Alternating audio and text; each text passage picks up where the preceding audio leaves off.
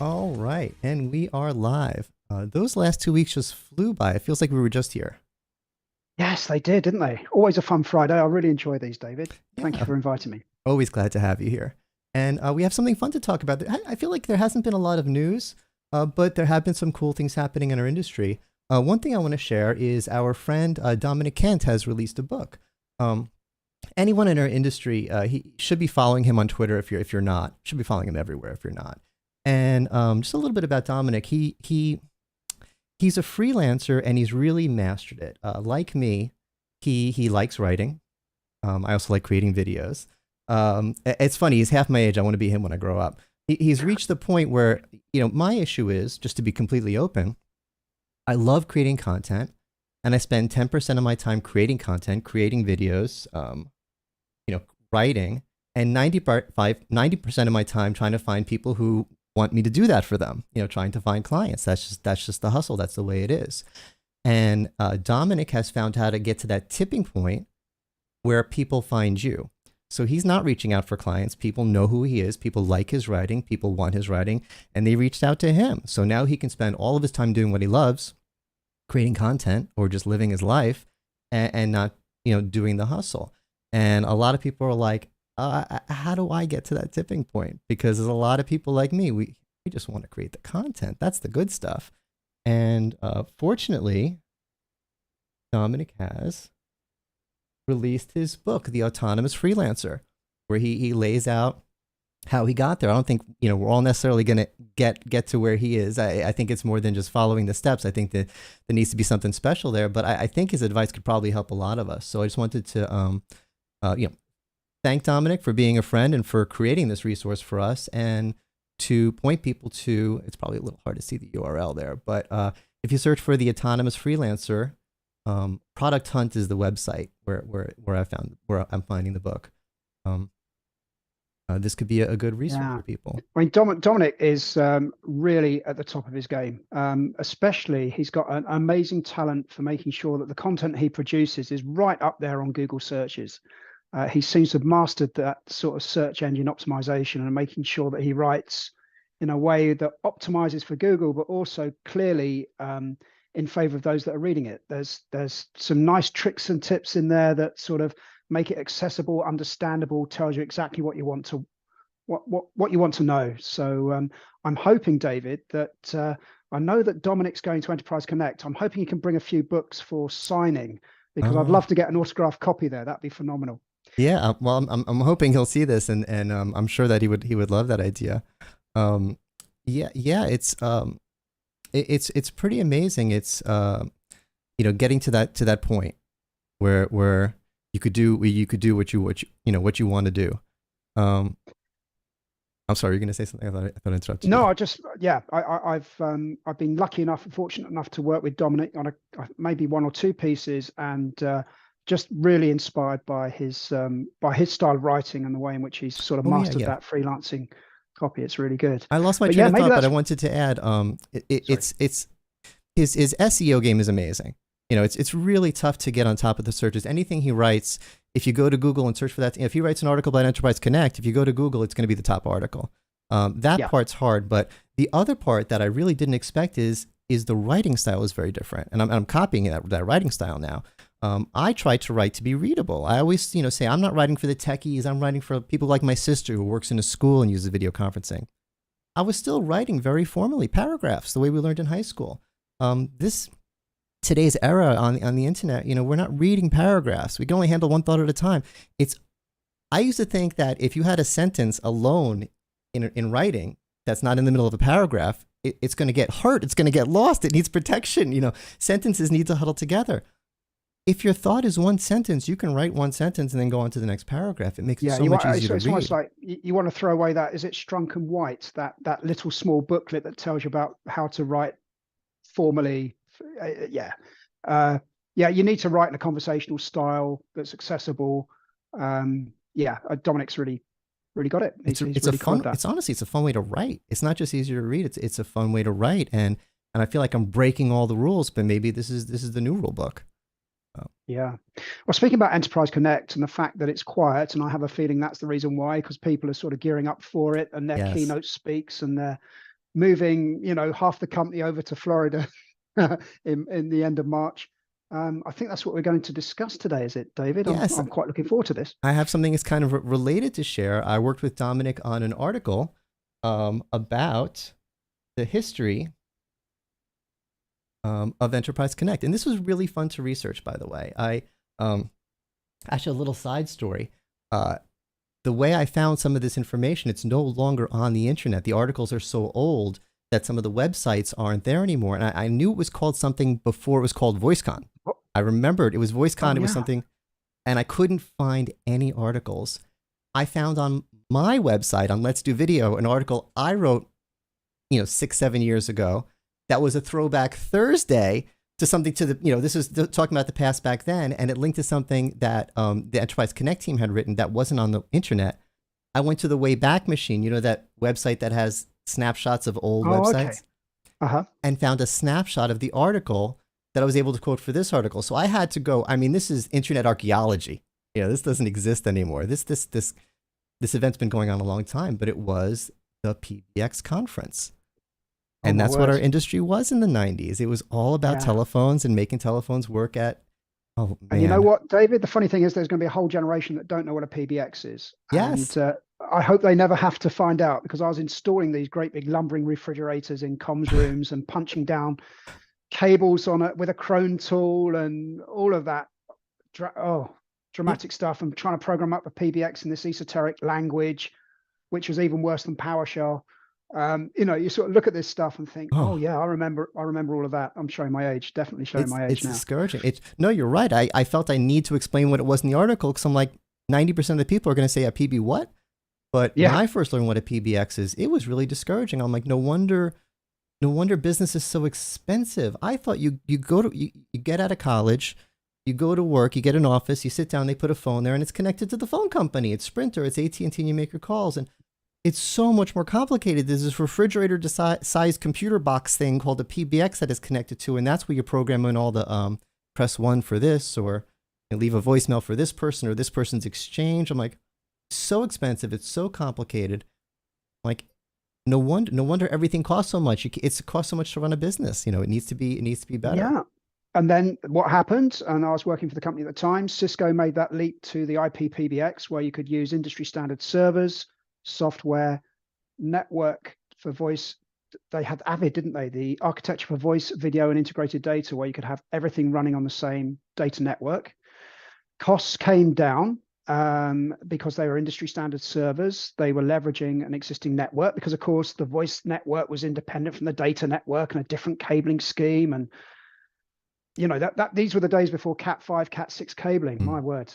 In the UK, we had this stuff called BS 6701, which was a cable scheme specifically for voice. Thank goodness all of that's gone away. And now we're looking at cloud-based communications. But of course, it was VoiceCom, because that's when it was voice over IP. Exactly. And I remember this distinctly, because VoiceCom was, when you went to VoiceCon, first off, it was in Washington, D.C. I remember getting stuck in the snow and having to get an Amtrak from Newark all the way to Washington, D.C. Blizzards.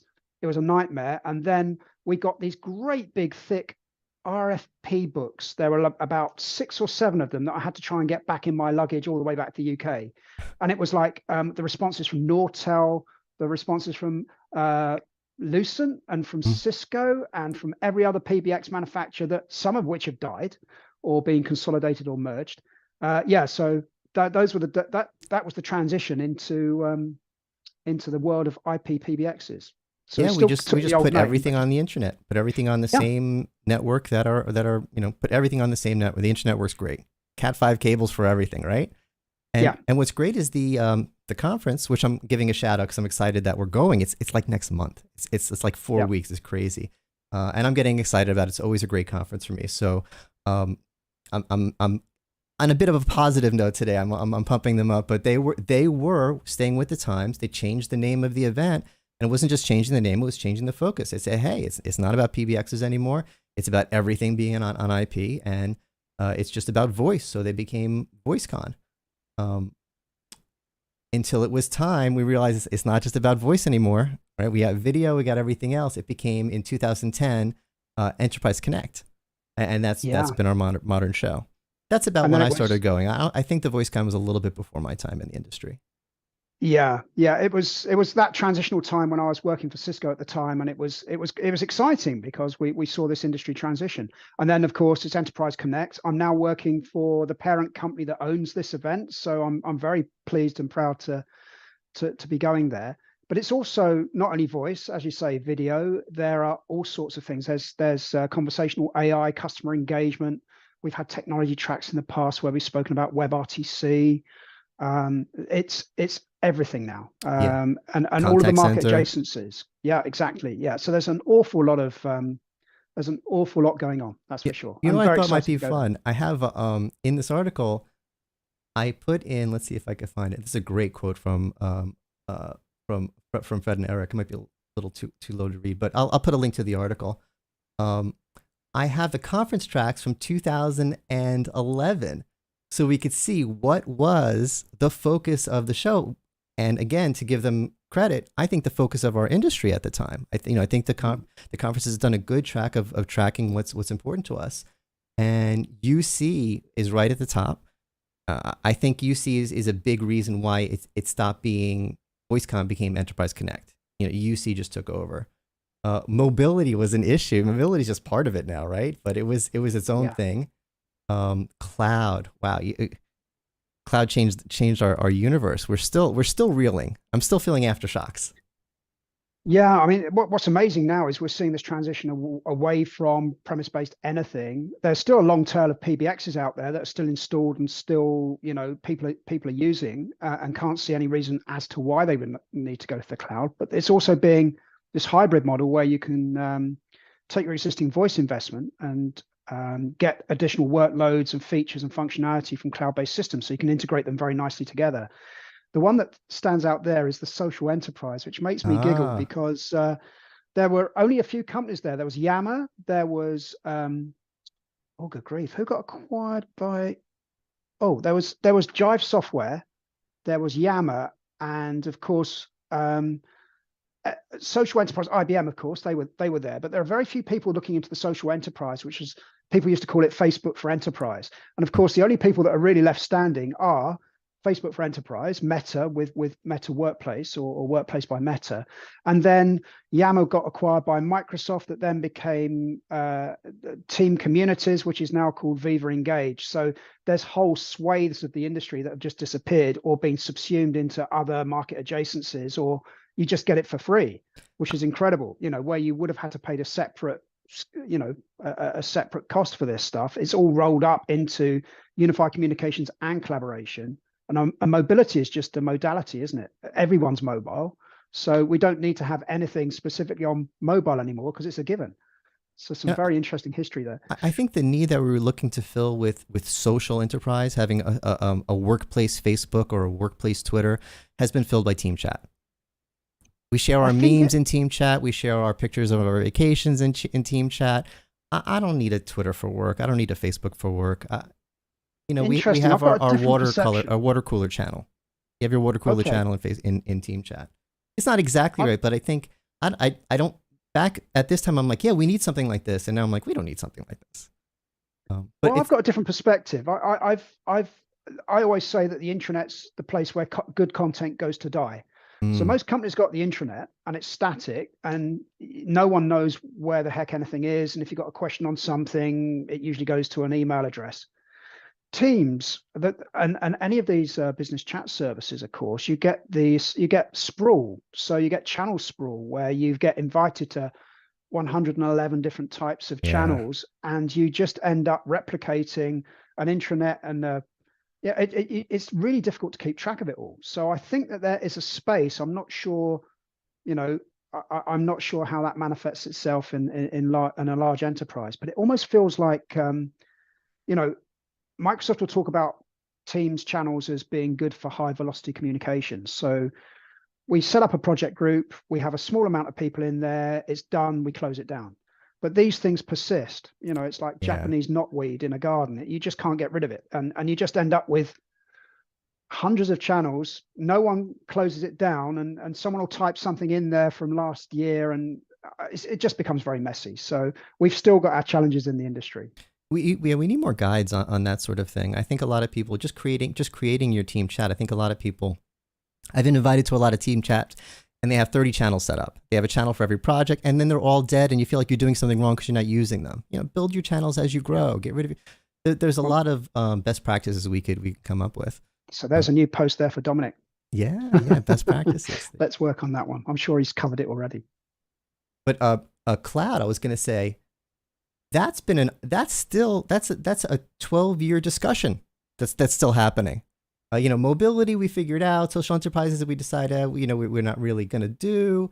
Video collaboration, obviously, with the pandemic, just exploded. But some of these things, SIP and SIP trunking, I'm glad we're not. I mean, I know it's still a thing, but I'm glad it's not a major thing anymore, because that's boring to me. I don't want to learn about that. I love talking about videos, the social stuff, the cloud, but when you start getting technical with the SIP stuff, I know it's important, but I like things that everyone who's watching this can understand and relate to. So should we jump forward to this year's list? Yeah. I should have had them both on the screen at the same time. I didn't figure that out, but. So we have some new things. Contact center. Contact center is a massive, huge part of our industry now. It wasn't at all. And then it was sort of kind of a little related. And then it was, it's us. And now it's us. This is what we do. How'd that happen? It's an interesting area, isn't it, David? Because you still get your incumbent vendors that highly specialized in contact centers. So the NICE, the Five9s, the Genesis, and those sorts of vendors that are highly specialized in contact center and customer experience. And then you've got the adjacency of unified communications and collaboration. So you've got the likes of every other UC vendor that's thinking, how can I grow my business? I know, I'll add some contact centers. So you've got the Ciscos, the Zooms, the 8x8s, the Ring Centrals, and everyone else. So these market adjacencies are collecting, are sort of converging. And we're going to have to think of a new word. I know 8x8 uses X as a service because it's everything as a service, but you can't have unified communications, collaboration, contact center. It will have to be like UC to power of 3 as a service. We're going to have to think of a new name for it because everything is coming together. Yeah, and that's what's interesting is that obviously the front office contact center team need to speak to back office support engineers, specialists.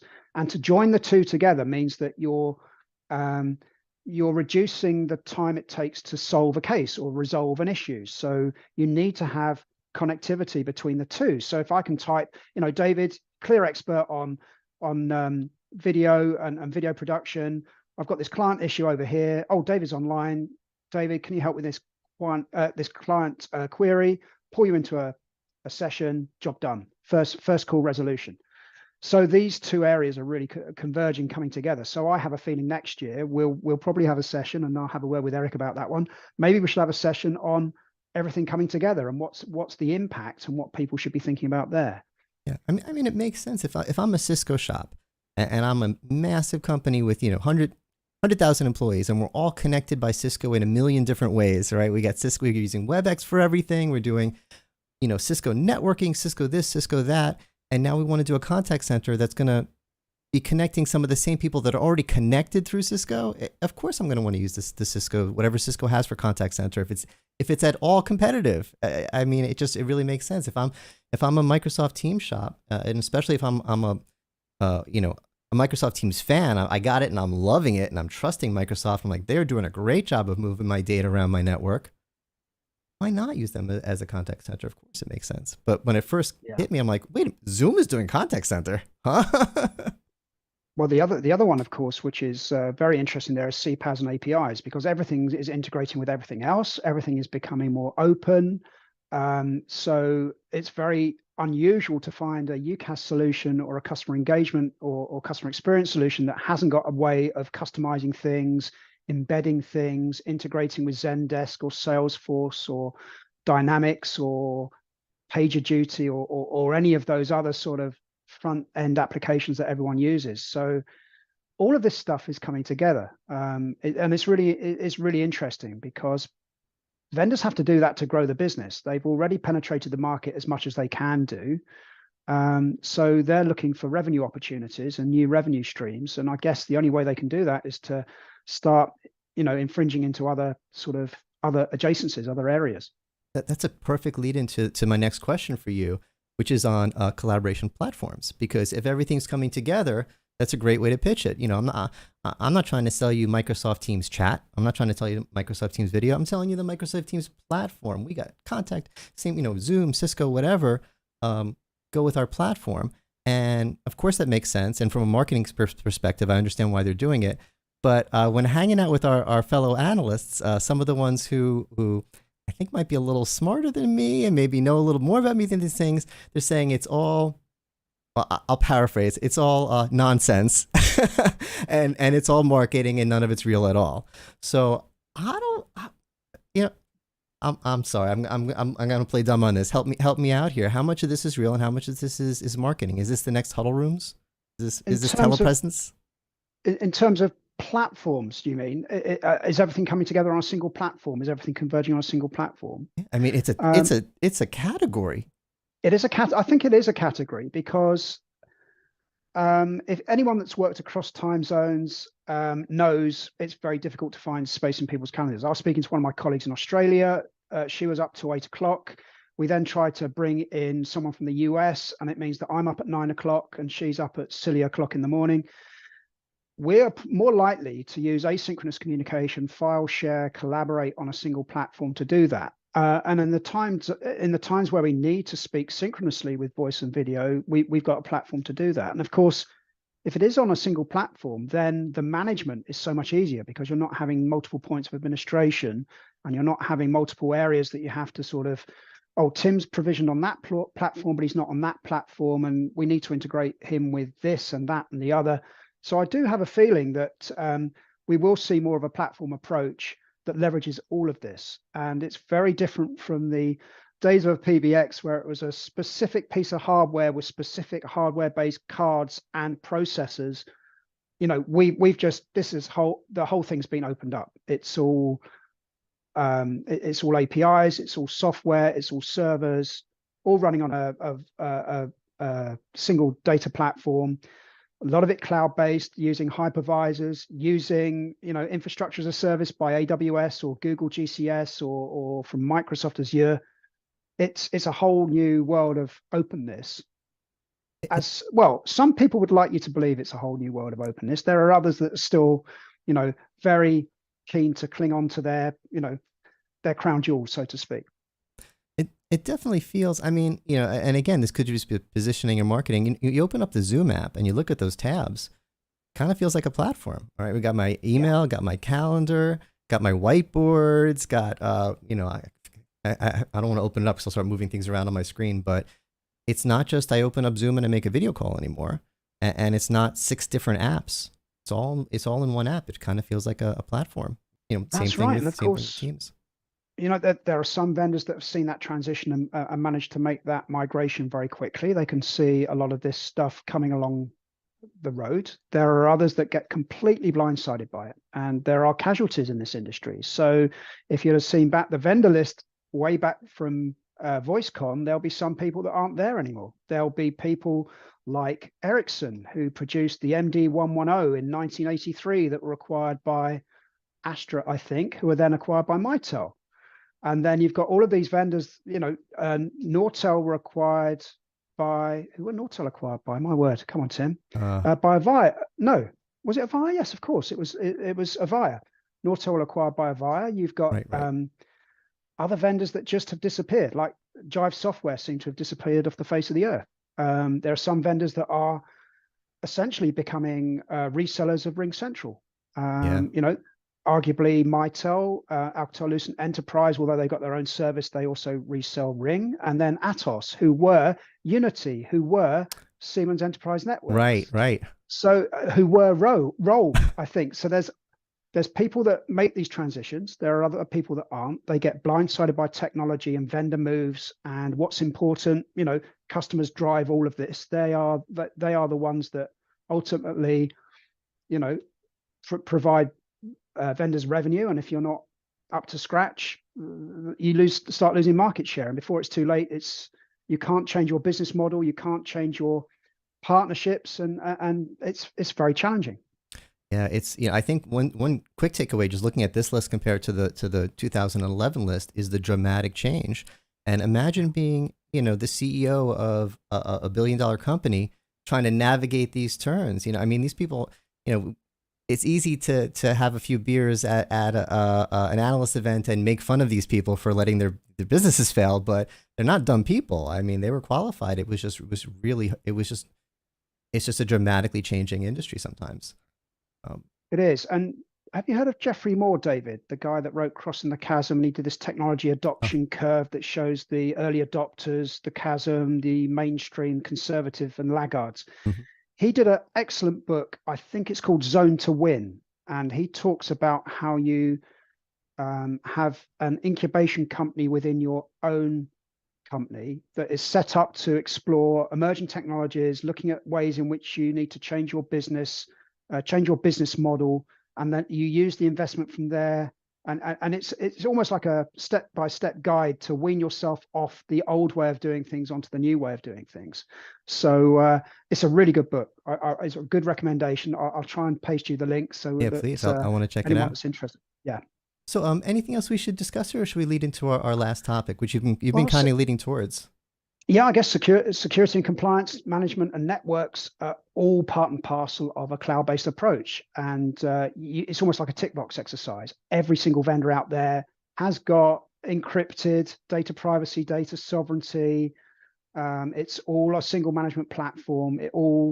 It's almost like you get that as standard, whereas previously, where you were looking after your own data centers, those were always an issue. So there were companies that were good at security, and if you had security needs, you had to use those companies. Now they're all good at security. Yeah. Especially over the pandemic, it was in the news. I mean, it was a big thing. So everyone spent a lot of money making sure that somehow everyone is the best at security now.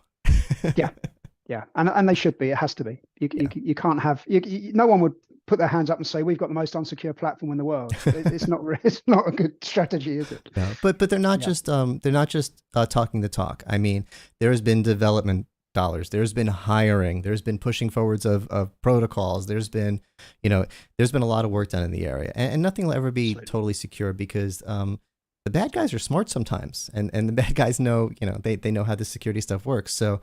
The more successful you are, the more of a target you're always going to be. But it's not like this is being ignored.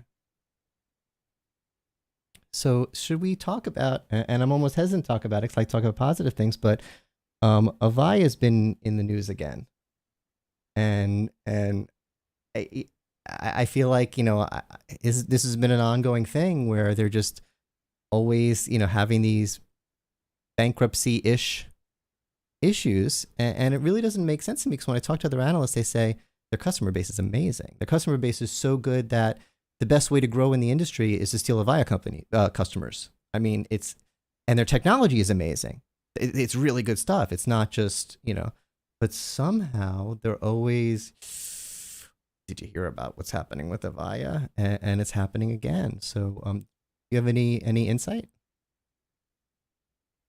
It's a challenge, isn't it? I think we touched on it lightly about perhaps missing transitions and recognizing when you should be pressing that red button and getting early warning signals as to a shift in the market. So I have a lot of respect for Avaya, a lot of very clever people, absolutely outstanding in terms of things like contact center UC. But there's part of me that does wonder whether or not they misread the early warning signals about the transition to the cloud. And I think what we saw was that huge. It's in the same way that some vendors like Nortel missed the transition to IP PBXs. It's sort of that will never work. We don't think that it's ever going to be stable enough to support, this and this. And I remember at the time people were laughing at the old Celsius handsets that would only support 150 users, 150 phones. And then next year it was 1,000, and then the year after that it was 10,000.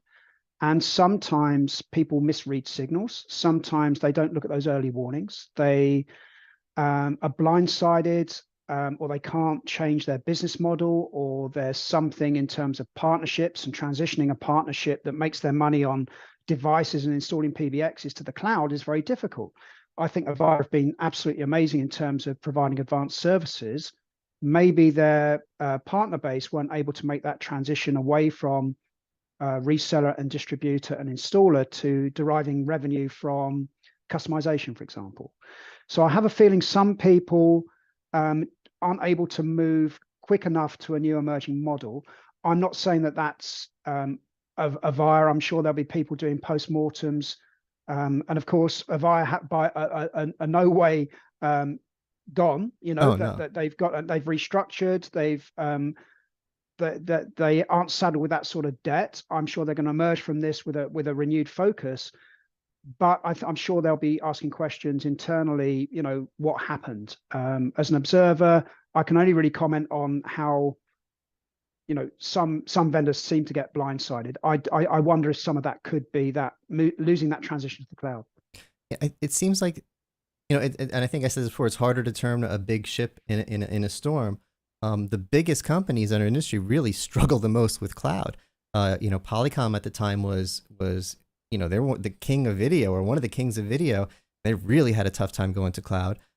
Cisco, you don't get any bigger than Cisco. Oh, they, you know, the rockiest boat go with the cloud. I mean, you know, they have WebEx cloud the way it should be now, but it was tough to get there. And little companies, Zoom was tiny, and they were right in on the cloud. So I think sometimes it's the bigger companies have the tougher time navigating. And of course, with the cloud, because you can leverage those infrastructure as a service vendors like, well, we listed them, didn't we? Google, Microsoft, and Amazon.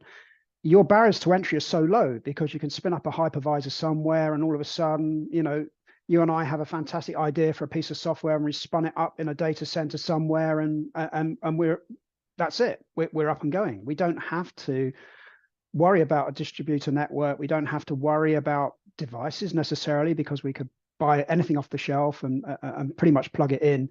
The barriers to entry are really low, which means that the threat of rivalry is huge, because anyone with a great idea can become a competitor overnight. Oh yeah. Whereas you don't need all of those capital, you don't need all that CapEx investment into spinning up manufacturing plants to build specific pieces of hardware or phones. So yeah, it's all about market dynamics. Yeah, without those services, I mean, the cost of buying 10,000 servers, you know, if I wanted to, even something simple like start my own Twitter. I mean, not saying start my own Twitter would be simple. Well, actually, getting people on it wouldn't be easy, but creating it would be easy. It's just software, and you need a bunch of servers, but you can't afford the service. But you can afford to spin up your business on Amazon, even if you're a small business. Yeah, and you know, Microsoft have spent $500 million on a data center in Chicago. They've got deep pockets enough to do it. Why should we spend 500 million of ad dollars? We'll just spend, you know, X amount of dollars per year or per month, and if it doesn't work, well, that was good fun, but it didn't work. You know, we're not going to lose a significant amount of money. We can just experiment, practice, play with very little capital outlay. It really is set up like a sandbox. They set them up like sandboxes. It's very cool. And another thought on Avaya. You know, to give them the benefit of the doubt, you know, again, it is tough. It's not just, oh, well, they made obvious mistakes and, you know, I could have done it better. But sometimes also bad luck is a factor. And this is kind of an old story, but something that always sticks with me because it was kind of heartbreaking. My first introduction to Avaya, this is probably 13, 14. My sense of time is bad, but it was like 2006, 2007-ish. And they had this new product. I think it was called Flare or Aura Flare or something like that. Yeah. And it was the most amazing thing I had ever seen, because touchscreens were not a thing yet. The iPhone was out, but it was like iPhone 1 or iPhone 2. Like my boss had an iPhone. Regular people didn't have iPhones. And there was no touchscreens anywhere. And this thing was this little touchscreen, and it was very widescreen. Remember, it was very long, and it was like stuck in a piece of furniture. It was very expensive, and it would control the whole room or the whole company or would do all this stuff. And the graphics were flowy and beautiful and amazing. And it was super, super expensive, but it was the most futuristic, coolest thing I'd ever imagined. Like, Avaya is the coolest company in the world. This is great. Let's see if we can get one to evaluate. I was working at Wayne House Research. I was all excited about it. And a month later, the iPad came out, and suddenly Well, I think you'll everyone probably had find. a touch I was going to say, screen, and just you could just do an app yeah, on it, and that flare went nowhere because who's yeah. going to spend $10,000 on an iPad with one app? It was an iPad with Well, one app. Oh, yeah. So that was Flare. Then you had the iPad came out, and then Cisco released the Sears tablet, which mm, was their equivalent of the Flare and the iPad. And it's a case of consumerization of IT. It's sort of, well, this makes no sense to have a something that is just very specific for this purpose. hmm. And I've got a multi-purpose device here made by Apple. Make It's the an same app with for smartphones. make an app for my Yeah, iPad. Uh, yeah. So that I think what you're highlighting there, David, as well, is it even was the bad luck. It devices. wasn't their fault. Yeah, It, yeah. it's not Even like, the oh, even the they were so devices were stupid. They yeah. spent $1 billion developing Flare that no one wanted to use. No, it was really smart to develop Flare, and it wasn't their fault that Steve Jobs was a little smarter and a little faster. But Well, no, bad luck can get you. yeah, and I think that's sort of winning yourself off the hardware devices side of the house and moving towards software, and that's clearly where Avaya are going to concentrate now. I look forward to hearing what their plans are. Significant install base, a lot leaner now. They're really going to get focused, and I look forward to hearing how they're going to move forward. Yeah, And I'm sure that will come to the fore really quickly. and I agree with you that they are going to move forward. I was on a call with a bunch of analysts a few days ago, just a social call, and even the most negative Nancy's in the group were saying, there's no way it's going to just get split up and sold off. There's just still there's way too much value there. No one's Yeah. no sure exactly how it's going to come out, but the thought is there's way too much value there, and they're going to come out of it one way or another. Yeah, and if you look at it, you can become a market niche. You can look at a specific area. There's all sorts of different strategies for growth there. You could specialize in a certain vertical. You could specialize in a certain technology or industry. There's all sorts of ways in which you can specialize. However, what I'll probably say in the UC space is, looking at the rule of threes, which is another great book. I'll have to send you the link there. A market is mature when about 80% of the market share is owned by the top three vendors, and there's only so much room for growth for other vendors. So the only way in which you can grow potentially is to specialize, and maybe it would be part of a Avaya strategy to look for their specializations and optimize for that. That could be. I don't know. I'm just speculating. No, it seems like they should be reaching out to you for some consulting. Anyone Well, at no. Avaya is listening, Tim's available. No, I'm good at books. I read a lot of books. But I can give you a book recommendation. All right, it's a good start. Well, anything else you want to share with our audience before we wrap up for the week? I feel like it's Friday, and this was a productive week for me. I got some stuff done. I got some things written in the can, some videos I want to produce and get up on the YouTube soon. But I'm ready to call it a week. How about you? Yeah, I think I'm about there. It's a great blast down memory lane there, and I'm now thinking about all that snowy trip on my way to Washington, but and then having to lump all of these great big heavy printed out RFPs back in my hand luggage. But thankfully, don't have to do it this time. And I'm going to see you in person in a month. Likewise, yeah, look forward Great. to it. All right, so we have one more show before then. All right. Yep, So excellent. I'll see you in 2 weeks. Thanks for watching, everyone.